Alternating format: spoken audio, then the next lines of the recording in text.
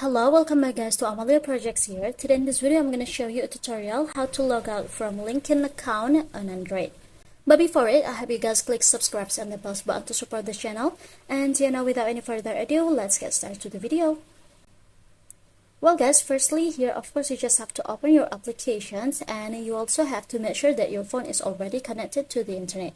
And now if you want to log out from the LinkedIn account, you just have to go to your profile here at the top left in the corner of your screen until it's look like this. Now tap on the settings options guys at the bottom. Now scroll it down until you'll find here the sign out options or log out guys.